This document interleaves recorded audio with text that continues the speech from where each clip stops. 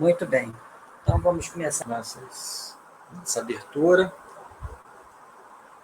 Então, hoje a proposta foi de estudar parábolas de Jesus, hoje em particular a parábola dos talentos. Então, vamos procurar extrair reflexões, mais reflexões, uma parábola que constantemente a gente se depara, e a cada vez que a gente se debruça para estudar, a gente amplia o nosso olhar, a gente tira outras percepções, além daquelas que a gente já tinha extraído em outros momentos. Isso devido à nossa maturidade espiritual, intelectual, moral, a gente vai tendo essa visão. Então, antes da gente começar, então, eu vou fazer a nossa prece, e aí depois eu vou carregar aqui um slide que eu preparei. Eu já tinha dado essa palestra em outra casa, fiz umas adaptações para a gente poder estudar, então, essa parábola. Chamado, amigos espirituais, obrigado pela oportunidade de estarmos aqui reunidos mais uma vez, tendo mais uma oportunidade de estudar os teus ensinos, através das maravilhosas parábolas, o Senhor como pedagogo eminente, sempre se utilizando das histórias do cotidiano para nos passar ensinamentos. Hoje, mais amadurecidos, podemos aprofundar os seus ensinamentos, a fim de que isso possa ser instrumento para que possamos nos tornar pessoas melhores.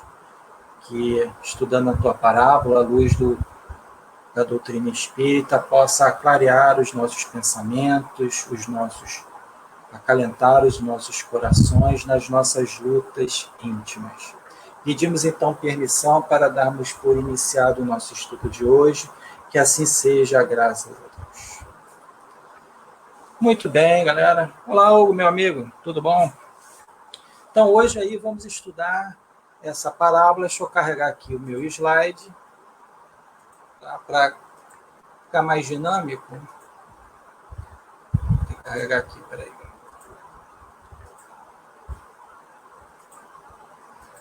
Vamos lá. Agora sim. Muito bem, então, temos aí uma imagem simbolizando aí essa parábola. Antigamente no SBT tinham muitos desenhos sobre os ensinos de Jesus, eram muito bons. Não sei se hoje ainda tem. Eu lembro que a gente até utilizava lá na evangelização, principalmente para as crianças, porque era de uma forma bem lúdica que a gente poderia ensinar as parábolas. Primeiramente, a gente precisa entender o que é. Deixa eu diminuir aqui.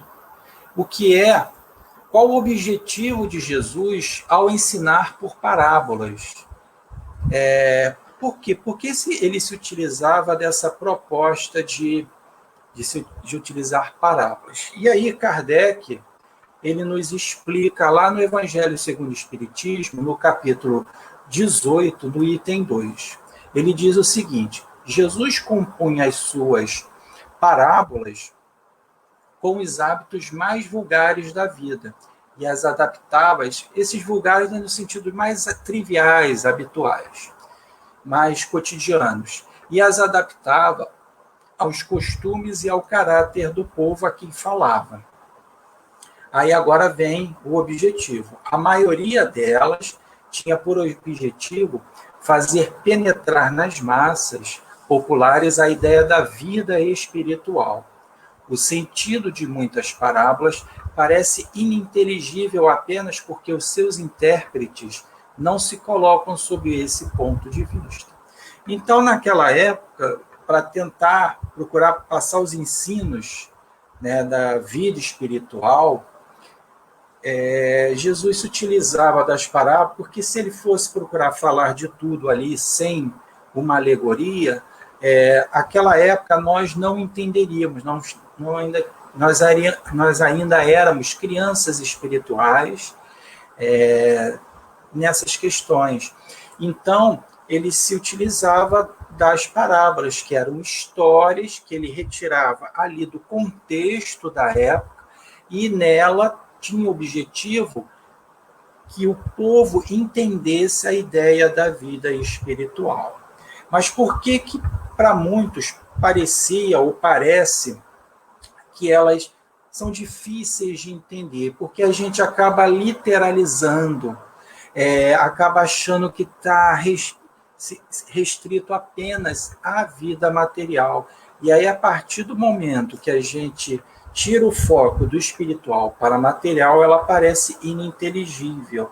Então, há necessidade da gente ampliar isso, não literalizar, tá? Para que a gente possa começar a entender o que está por trás de cada parábola de Jesus, cerca de 40 parábolas. No Antigo Testamento também tem parábolas, tá? Jesus não criou essa metodologia. Jesus já era judeu, já conhecia o Antigo Testamento, já sabia que lá existiam parábolas e ele utilizou essa ferramenta, só que agora com um ponto de vista espiritual na maioria delas, né? Já que era essa mensagem que ele veio nos trazer. Olá, Carol, quanto tempo?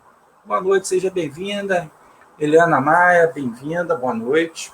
Então, essa era a proposta. Então, a gente tem que pegar e olhar as parábolas tendo isso em mente, que ela se refere à vida espiritual. A partir do momento que a gente tem essa percepção, a gente vai começar a ver que as parábolas sentido, a gente vai entender o que Jesus quis dizer. E aí vamos ler, então, a parábola dos talentos. Para quem depois quiser estudar melhor, mais detidamente, e ler na íntegra, essa parábola tem no Evangelho segundo o Espiritismo, tá legal?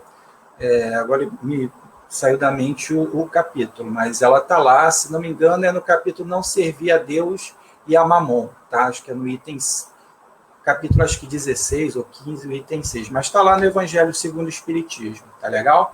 Então vamos lê-la aqui, tá? Eu vou fazer a leitura direto, e aí depois a gente vai estudando parte a parte dessa parábola. O Senhor age como um homem que, tendo de fazer longa viagem fora de seu país, chamou seus servidores e lhes entregou seus bens.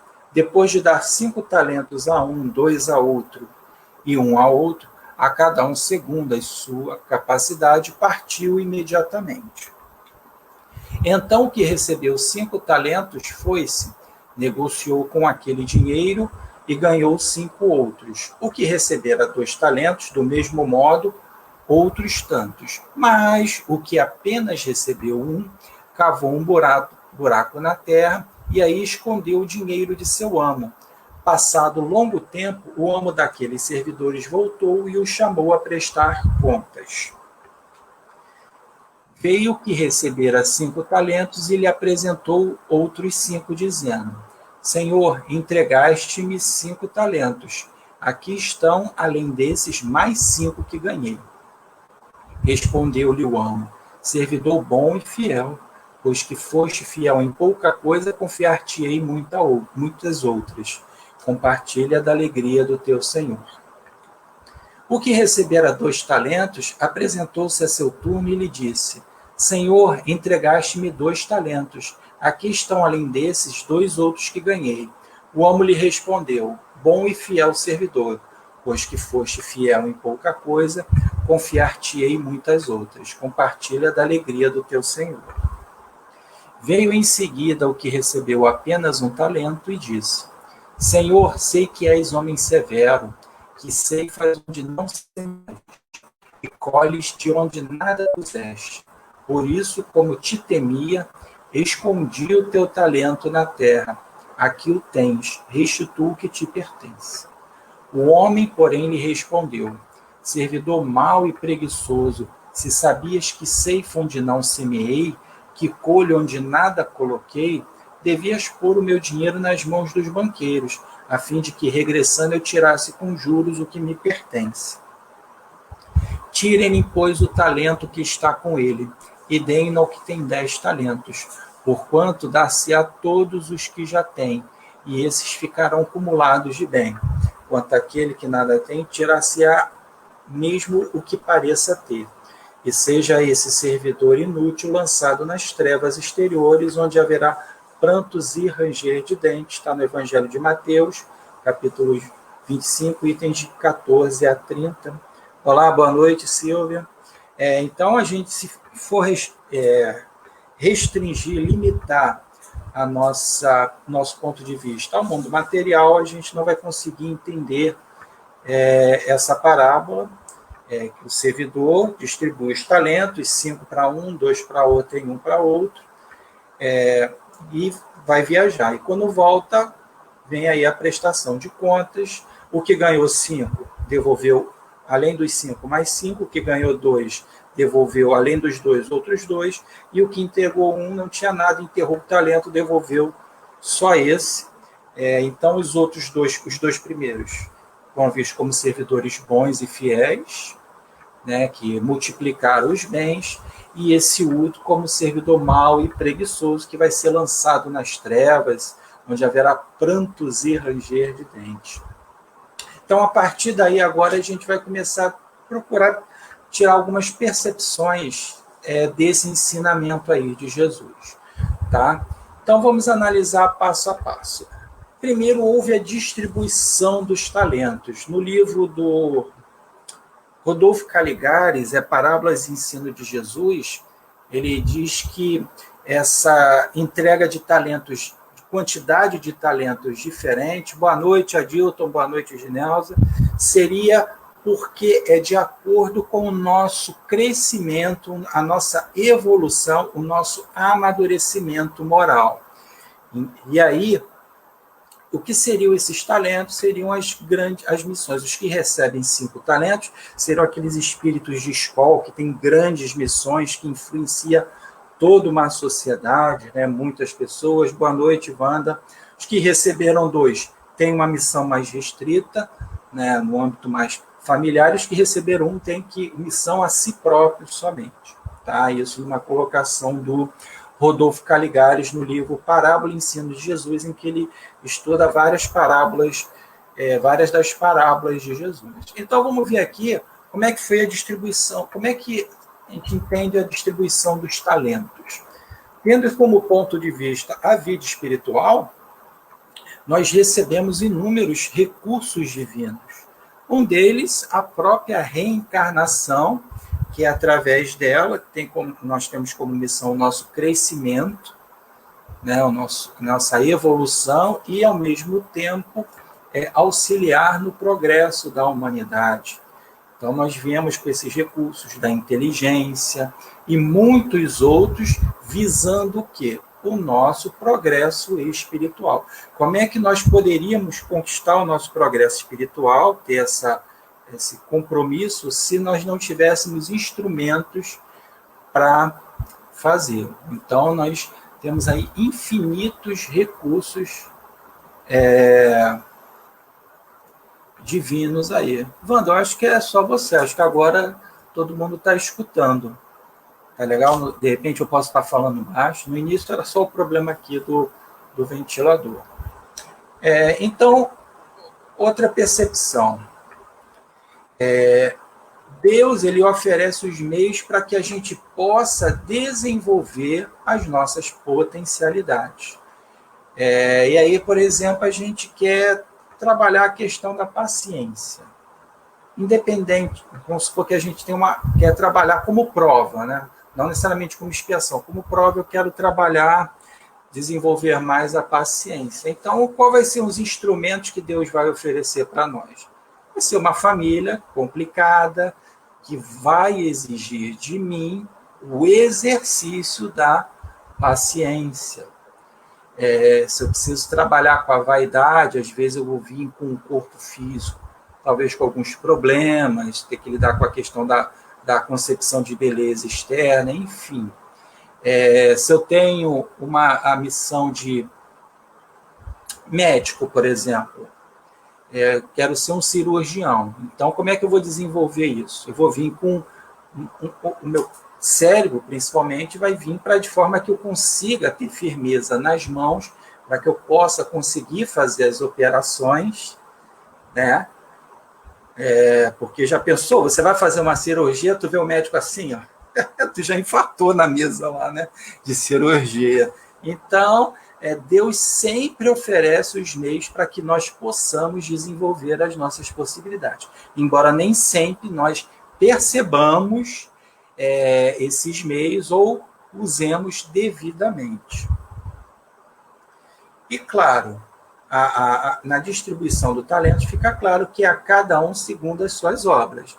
Então, cada um recebeu uma quantidade de talentos de acordo com aquilo que ele poderia cumprir. E aí, lembrando essa passagem lá no Evangelho, a cada um vai ser dado segundo aquilo que produziu, aquilo que fez, aquilo que edificou. Tá legal? E também será cobrado daquilo que deixou de fazer. Então, a cada um segundo as suas obras, nós temos aí a questão do livre-arbítrio. Ok, Ivana, beleza. Agora está ok.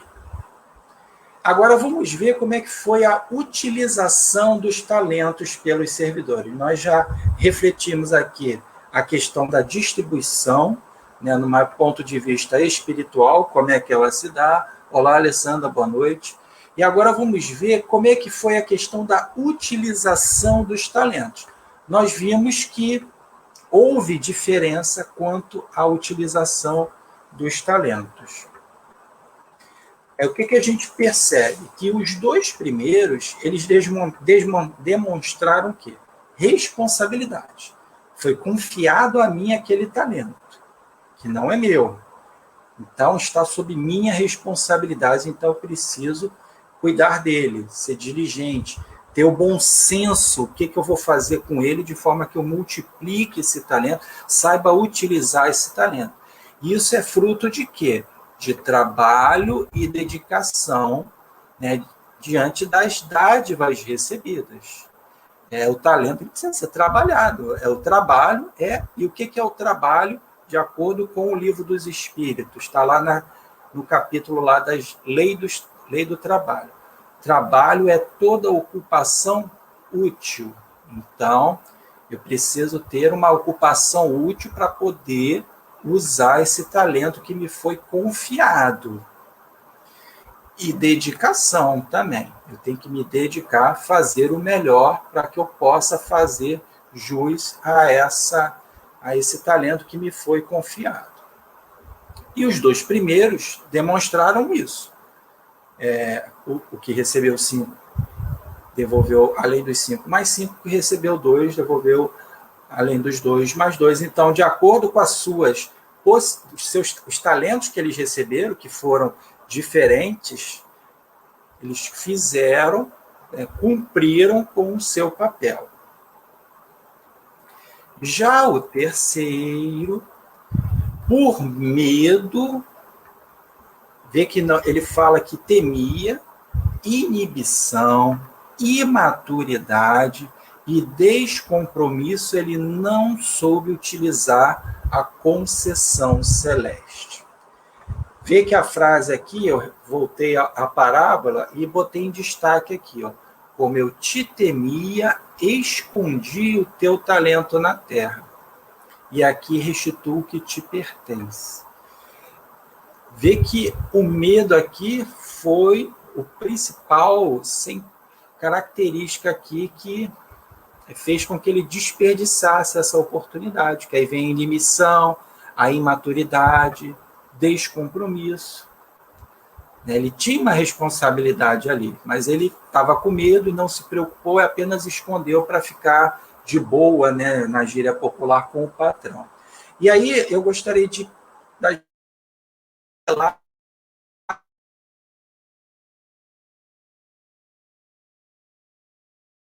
melhor do que contar aí com a querida mentora Joana de Ângeles, que tem vários textos na área da psicologia. Eu estou fazendo um estudo agora da série psicológica dela, através da psicografia de Divaldo Pereira Franco. E aí, no livro O Homem Integral, ela diz o seguinte com relação ao medo: encarcerando-se cada vez mais nos receios justificáveis do relacionamento instável com as demais pessoas, surgem as ilhas individuais e grupais, para onde fogem os indivíduos na expectativa de equilibrarem-se, sobrevivendo ao tumulto e à agressividade, assumindo sem dar esse conta o comportamento alienado que termina por apresentar-se igualmente patológico. É que nós, com a justificativa de que os relacionamentos é confuso, as pessoas são complicadas, como se nós não fôssemos, a gente acaba se isolando, né, o que ela chama de ilhas individuais, ou isolando enquanto grupo.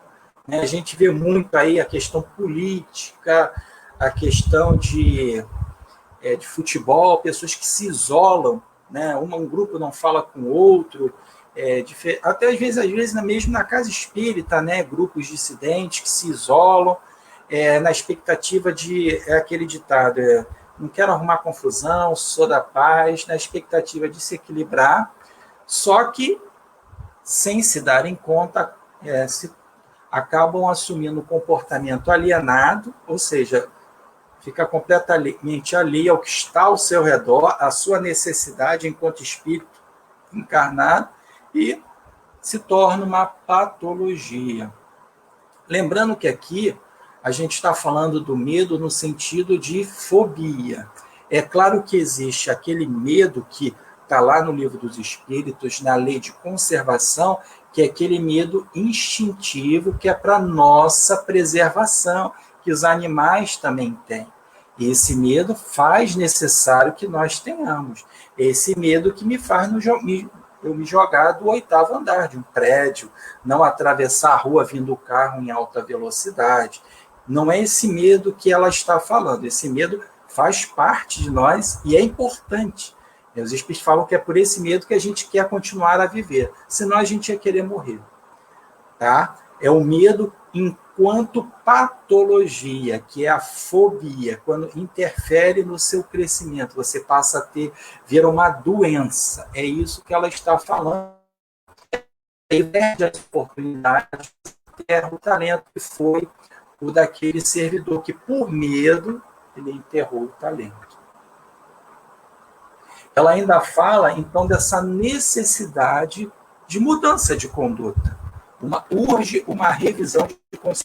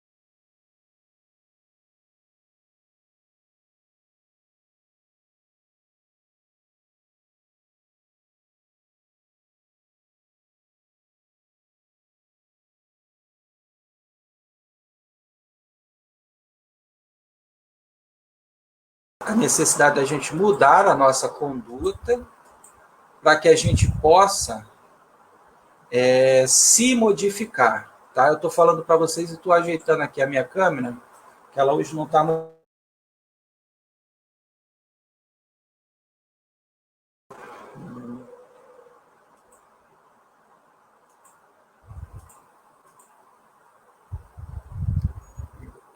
Opa, voltou. Desculpe aí, tá, gente? Que a minha internet hoje não está. Então, a gente precisa rever. E como é que a gente pode rever o que a gente sempre fala?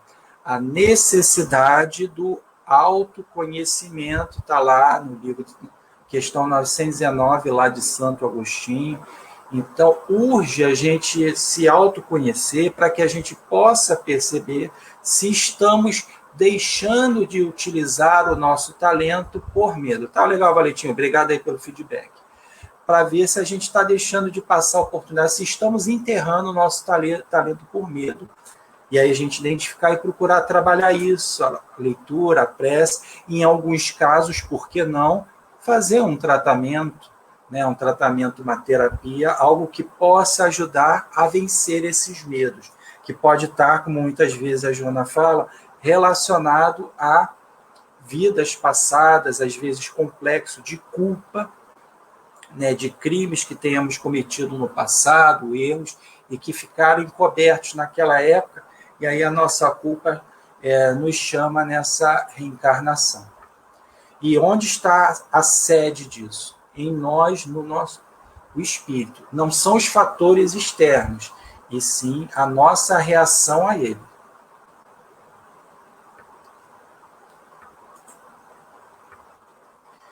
E aí ela diz que o medo ele é um fator dissolvente na organização psíquica do homem, predispondo por somatização a enfermidades diversas que aguardam correta diagnose específica terapêutica, que a gente acaba somatizando esse medo, e aí gera uma série de enfermidades, às vezes dor de cabeça, gastrite, dor na coluna, a gente tem aí a ansiedade, às vezes a depressão, enfim, a gente vai somatizando isso, e quando vai ver é o medo que está por trás disso tudo. Não quer dizer que toda vez que nós temos depressão, ansiedade, seja o medo, mas o medo pode trazer isso tudo à tona, o nosso corpo vai somatizar.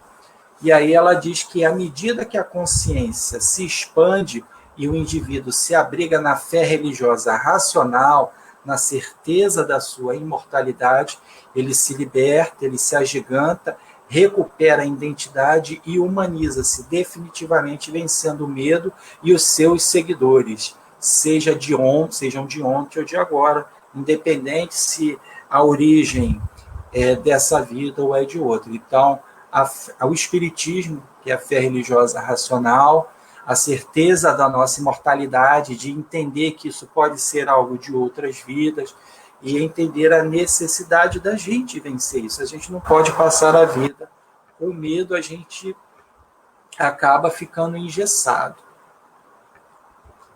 Muito bem. Agora, depois que fizemos esse pequeno parênteses aí acerca do medo, vamos agora, já avaliamos a distribuição dos talentos, como eles foram utilizados, e agora nós vamos ver como é que foi a avaliação dos resultados.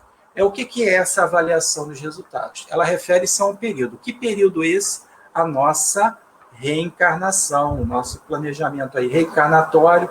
E aí, como é que nós utilizamos esse talento? A Joana coloca, eu não coloquei para não ficar muito extenso, que esse Senhor seria a nossa consciência que vai nos cobrar. Lembrando que lá na questão 621, onde é que está escrito a lei de Deus na consciência? E é um aferimento, ou seja, uma análise, uma medição de como é que foi o nosso processo de ascensão espiritual. Então, durante essa parábola, quando o Senhor volta, é o momento que a gente vai prestar contas, né? A gente retorna para o mundo espiritual e aí vem a aferição do processo aí de ascensão espiritual. Ascendemos, estagnamos, ascendemos muito pouco. O planejamento reencarnatório, será que eu fiz tudo a que eu me comprometi? Será que eu fiz tudo? Algo ficou faltando? Fiz umas coisas, não fiz outras? Como é que foi essa multiplicação dos talentos? E agora a gente vai ver, então, quais foram os resultados. Tivemos aí 2 resultados antagônicos distintos. 2 resultados distintos. O servidor bom e fiel, utilizando o termo da parábola, o que ele teve como avaliação? Ele aproveitou as oportunidades que lhes foram concedidas para a sua melhoria e para a do próximo. Porque quando a gente se melhora, a gente ajuda ao relacionamento com o próximo. Porque você imagina se você é uma pessoa impaciente. Não só você é prejudicado por isso, mas aquelas pessoas que estão ao seu redor, que sofrem com a sua impaciência. Se você é avarento, não é só você que sofre com isso, embora às vezes a gente não reconheça, mas aqueles que convivem com você, com o próximo. Então, a partir do momento que eu melhoro, os que estão ao meu redor, a relação com eles também melhora. Então, há todo um efeito aí em cadeia, fora que você também serve de referência, né, de exemplos para aqueles que estão ao seu redor, principalmente filhos, netos. Né? E teve o servidor mau e preguiçoso, que por medo de agir, preguiça, ele teve um tempo aí para multiplicar os talentos, porque ele enterrou o talento e ele ficou fazendo o quê até a volta do Senhor? Nada. E descompromisso. Ele desperdiçou o recurso que foi confiado. Além do medo, tem a questão da preguiça. Às vezes a gente acha que passar a reencarnação sem fazer mal a ninguém, sem se meter em confusão, a gente está fazendo bem. E os espíritos falam que não fazer o bem já é o mal. Então, muitos passam a reencarnação achando que não fizeram mal nenhum, mas também não fizeram bem. Ficaram aí na preguiça, nessa estagnação, sem querer sair da sua zona de conforto. É difícil sair da nossa zona de conforto. Né? A gente tem que mexer em feridas aí dentro de nós, mas é necessário. O início é difícil, mas gradativamente a gente vai adquirindo o hábito e isso vai ficando algo mais natural. E aí a gente... Claro que, pelo menos a gente está muitos de nós, nesse planeta de provas e expiações, estamos mais perto da conduta daquele que enterra o talento, não necessariamente que a gente desperdiça tudo. Então, vamos analisar aí, ter algumas percepções desse servidor. Olha só algumas características que a gente pode perceber. Enterrar o talento, a gente pode entender também, em outro sentido, viver na materialidade da vida. Pensar só no ter e esquecer do ser. Você não vive da matéria, a matéria é que vive em você. A matéria, o material faz parte para o nosso crescimento, para a nossa necessidade, é um instrumento que é dado. Mas muitas vezes nós vivemos em função dele. E aí a gente enterra esse talento que foi dado para a nossa ascensão espiritual, como nós vimos aí no início do nosso estudo. Uma outra característica muito comum, quando nós não cumprimos alguma coisa, não temos êxito, é não assumir a responsabilidade pelo próprio fracasso. Muitas vezes a gente não reconhece responsabilidade naquele fracasso. Às vezes a gente nem reconhece que aquilo é um fracasso. E isso é uma grande barreira para o nosso crescimento, porque se eu não reconheço aquela fraqueza, algo que eu preciso modificar, eu não vou trabalhar isso, transformar isso, porque eu não reconheço. Eu não reconheço que eu sou invejoso, eu não reconheço que eu sou impaciente, né? Então, como que eu vou trabalhar isso dentro de mim? Você vê que o servidor ele não assumiu a responsabilidade pelo fracasso. O Senhor eu temia o Senhor é rigoroso. Então, como que se ele estivesse dizendo, a culpa não é minha. Então, a gente foge. Também tem a questão do orgulho aí, claro, né? É muito difícil para nós ainda assumir os erros, porque o nosso orgulho não nos permite que erremos, quando nós erramos constantemente. E o erro ele faz parte da nossa caminhada. O problema do erro é a gente não reconhecer ou não saber se aproveitar, tirar um aprendizado dele. E o terceiro que a gente faz muito é terceirizar a responsabilidade. Né? Porque na parábola ele culpa o Senhor pelo sucesso. Fracassei, culpa do Senhor. O Senhor eu temi o Senhor. E isso é muito de nós, terceirizar a responsabilidade. A culpa é do meu filho, a culpa é do meu marido, a culpa é da minha esposa, a culpa é do meu amigo, a culpa é do patrão, foi por isso que não deu certo. E, quando não, a culpa é de Deus. Deus, por que o Senhor fez isso? Por que meu filho desencarnou dessa forma? Por que meu marido desencarnou? É engraçado que a gente faz a oração do Pai Nosso dizendo que seja feita a tua vontade, mas no primeiro dificuldade, adversidade, a culpa é de Deus. Então, essa é uma reflexão que Jesus coloca nessa parábola para que a gente reveja essas condutas de viver na materialidade da vida, não assumir responsabilidade e ainda terceirizar a responsabilidade. Às vezes a gente culpa até o obsessor e muitas vezes o obsessor não tem nem culpa, né, das nossas quedas. Muitas vezes ele não precisa nem fazer muito esforço ou não fazer nada que a gente já tropeça pelos nossos próprios equívocos, né? Às vezes ele só dá uma empurradinha. E aí, vamos agora à parte final da parábola, que se refere à consequência do uso dos talentos, que é quando o patrão volta e aí vai vir a prestação de contas. E aí tem o servidor bom e fiel, que foram os dois primeiros. Então, ela se refere aos indivíduos mais aquinhoados na vida que souberam multiplicar a concessão com que foram honrados e dignificados. E qual é a consequência? A alegria de entrar no gozo do seu Senhor, o estado de harmonia emocional e de crescimento mental. É isso, é um estado consciencial, é um estado íntimo. Não é ir para nosso lar, não é ir para... É um estado consciencial.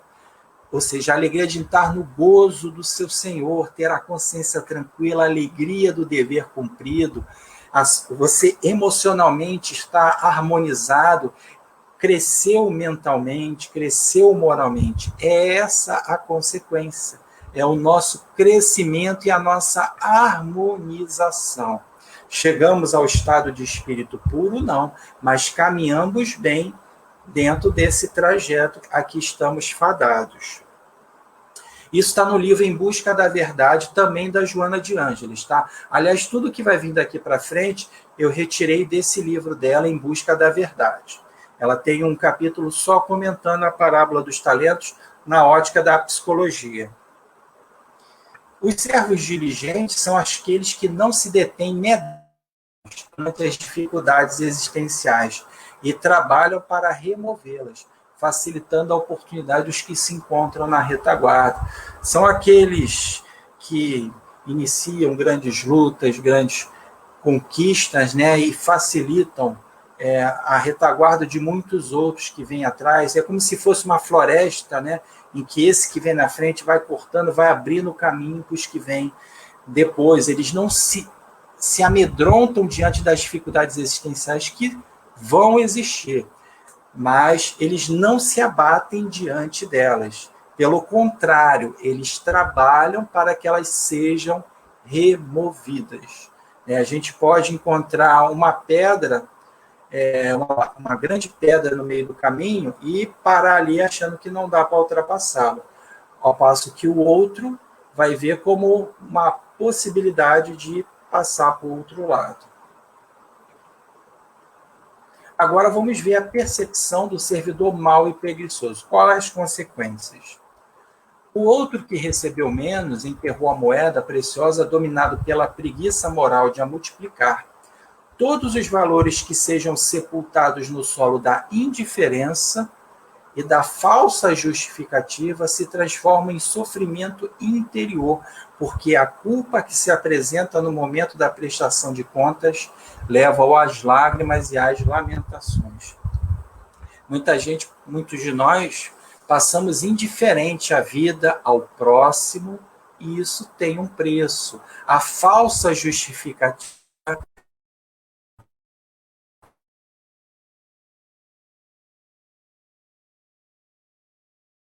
o que é fraco é o espírito. Então, a Joana fala, qual vai ser a punição? Vai ser algo externo?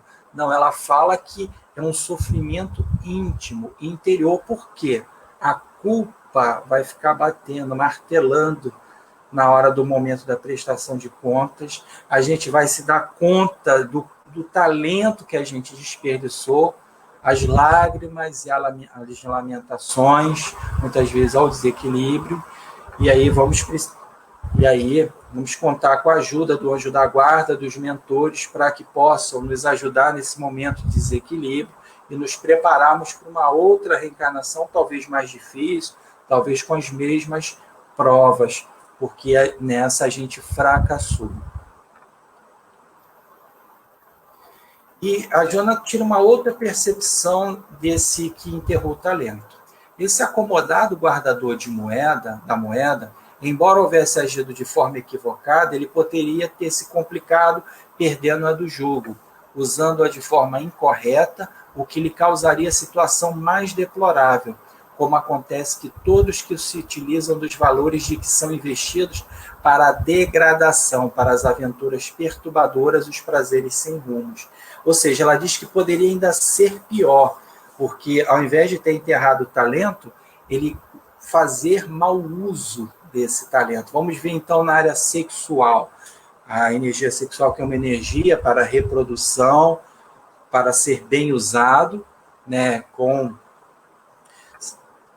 nosso companheira, enfim, ser bem usada, sem a promiscuidade, né, mas que nós deturpamos esse talento para os prazeres sem rumo, aventuras perturbadoras, e aí nos comprometemos ainda mais. A inteligência, a gente vem com perfeito aspecto intelectual para ajudar a muitas pessoas, né? Só que a gente se utiliza da inteligência para desviar o caminho.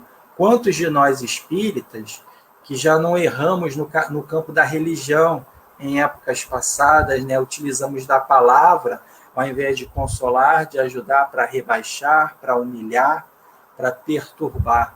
Muitos de nós aí estamos tendo uma nova oportunidade, né, da gente possa, dessa vez, nos melhorarmos e ajudar as outras pessoas a se melhorar.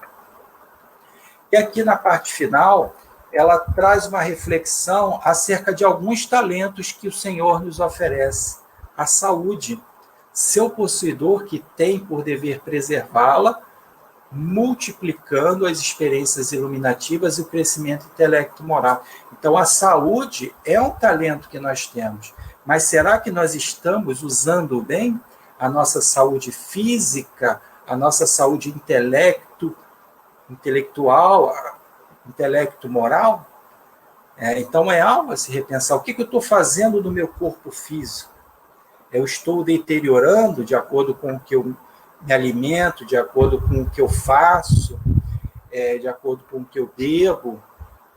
Que uso eu estou fazendo do meu talento quanto à saúde? E a saúde intelecto-moral, né? Muitas vezes a gente se perde nesse aspecto, tanto que lá no capítulo 5 do Evangelho tem as causas atuais das aflições, que os espíritos falam que são a maioria, ou seja, causas que não estão ligadas ao passado, são problemas que nós causamos nessa própria existência. Kardec fala que quantas doenças e enfermidades surgem da nossa intemperança, né? Eu, por exemplo, quando fico estressado, né, esse trabalho, enfim, aí me dá dor de cabeça, porque não me cuidei, né, e acabei somatizando isso. Então, será que nós estamos fazendo um bom uso desse talento que é a saúde? E aí, se a gente não fizer uso bem da saúde, pode ser, não é regra, que a gente venha com algum tipo de problema na outra existência, para que a gente possa dar valor a ter saúde. Um outro talento, a palavra, que nem todos aplicam como deveria.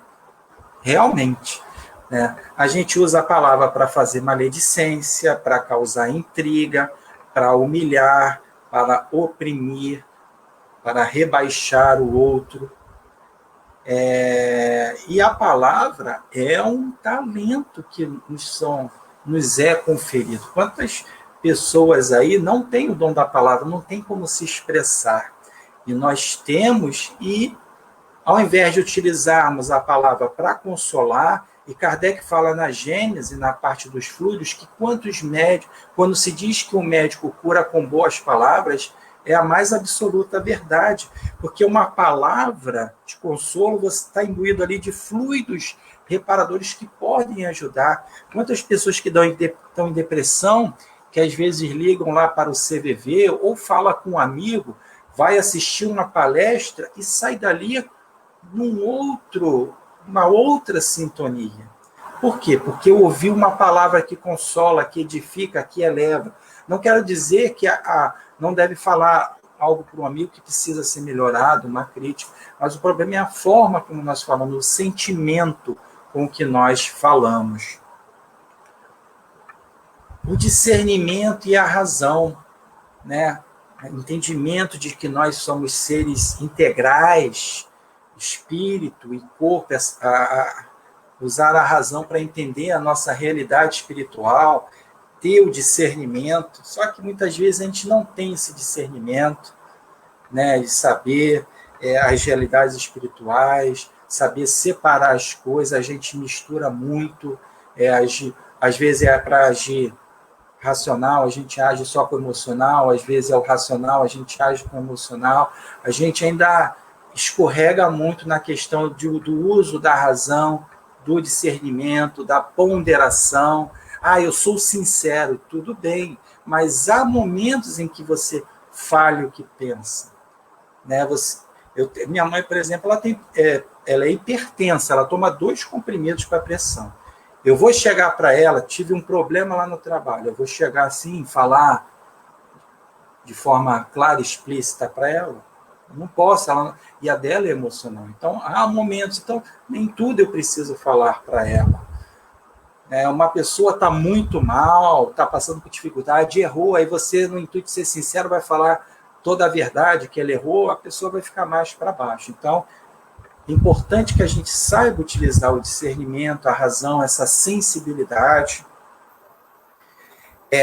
E a Joana de Anjos lembra que os talentos, eles são empréstimos divinos, eles não são nossos, tanto que no final da parábola ele retira o talento e dá para os outros, ou seja, dá a ferramenta para os outros para ele utilizar, porque aquele não soube utilizar, que ele coloca à disposição de nós, de todos nós, sem exceção, com a generosidade, porque apesar de todos os nossos erros, sempre temos oportunidades de crescimento e confiança, mas na condição de serem prestadas contas da sua utilização. É a cada um segundo as suas obras. Lembrando, tudo que eu colher, eu vou plantar. E ela fala, inclusive, do sofrimento. Mesmo o sofrimento, quando bem pensado, é talento de grande importância. Olha só o sofrimento. Porque quando você está sofrendo, é sinal de que você está resgatando algo. Né? Você está passando por aquilo, né? Se você não enxergar isso como algo atual, pode ser anterior, mas enfim. Você está tendo a oportunidade de resgatar aquilo se você souber sofrer. Tem no capítulo 5 do Evangelho, que acho que é o capítulo principal assim, do Evangelho, no sentido de consolar. Claro que todos são importantes, mas se uma pessoa vai na casa espírita, eu quero um livro que me console, estou precisando de ajuda, capítulo 5 do Evangelho, são 31 itens. O capítulo 18, bem e mal sofrer. O Espírito fala, todos sofrem, mas há poucos sabem sofrer. Porque não adianta eu estar passando por uma dificuldade física, mental, espiritual, se eu passar esse sofrimento revoltado, acomodado, não buscando sair daquela situação. Eu tenho que passar resignado. Resignado é você entender o porquê está passando daquilo e fazer tudo para se melhorar. Não é ser passivo, mas muitas vezes nós nos revoltamos. E aí aquele sofrimento, ele não está sendo um talento que nós estamos utilizando. E aqui a reflexão final, tá? Eu tirei da página da FEB, que é uma reflexão aí sobre a parábola dos talentos, que ele, na página está o seguinte: o Senhor não exige, não reclama de cada um de vós, senão o que é justo, atento às vossas capacidades e à vossa fraqueza humana. mas quer que façais todos os esforços por progredir. Dentro de vós colocou o germe, desenvolvei-o. Então, todos nós recebemos aquilo que nos é justo, de acordo com a nossa capacidade. Jesus não daria a missão que deu a Kardec, daria para mim, para muitos de nós, porque nós não estamos com a capacidade moral e intelectual que tinha Allan Kardec. Deus não deu a missão de Jesus, não daria para os outros, porque Jesus, sim, tinha aquela capacidade. Mas ele dá para cada um de nós o que é justo, de acordo com as nossas capacidades e considerando as nossas fraquezas. Mas, em contrapartida, a gente precisa fazer esforço por progredir. Não que Deus, que é assim, eu te dei, então você tem que fazer por onde. Não, porque Ele quer que nós cresçamos. Nós somos perfectíveis. Então, Ele nos dá os instrumentos para que nós possamos alcançar essa perfeição relativa.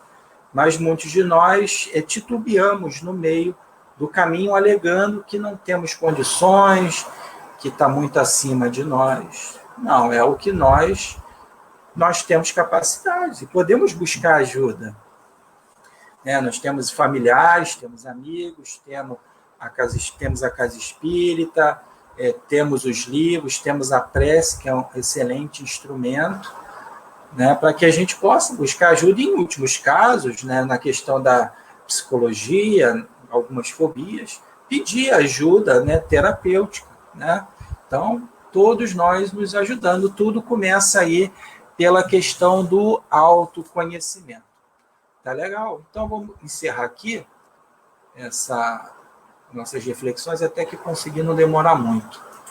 Tá legal? Então, essas foram algumas percepções. É claro que não é a única interpretação dessa parábola, existem muitas outras. Se nós fizermos um outro estudo da parábola dos talentos, vamos ter outras percepções, mas se a gente conseguiu entender essa, que a gente introspectize em nós, coloquemos em nós, para que a gente possa nos tornarmos pessoas melhores. Os erros vão ocorrer, muitas vezes a gente vai enterrar o talento, mas que a gente não se deixe abater por isso.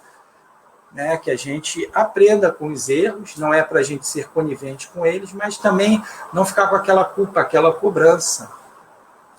E procurar sempre ajuda, que Deus nos quer ver felizes dentro das nossas possibilidades. Fomos criados para sermos felizes, e que possamos ter a força e a confiança necessária em ver os talentos que nós temos, que já utilizamos bem. Claro, nós temos muitos talentos que nós já utilizamos e já conquistamos, que o Senhor nos deu, mas há outros que ainda precisam ser trabalhados e que vão ser, certamente, estão sendo gradativamente.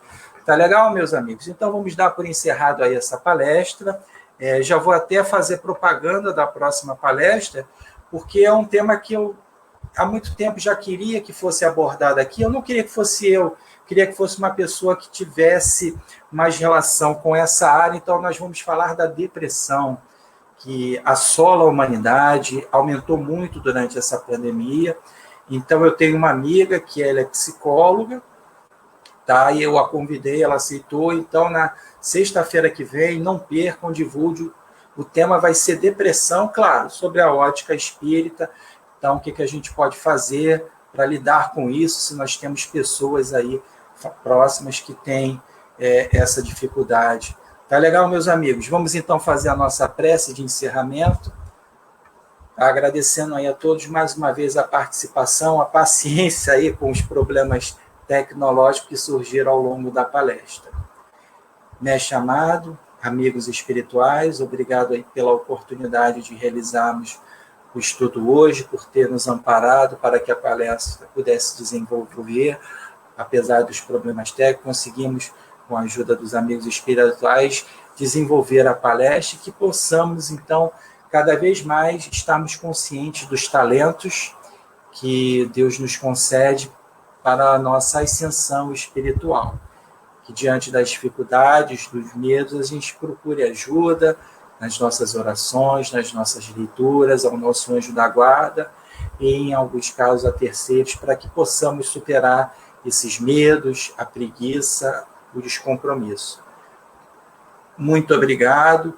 Desejamos a todos possamos ter uma boa noite. Muito obrigado, que assim seja. Ok, pessoal, tenho a todos, muito obrigado. Tenham aí um bom feriadão, que possamos descansar bastante, tudo com muito cuidado. Tá legal, gente? Tchau.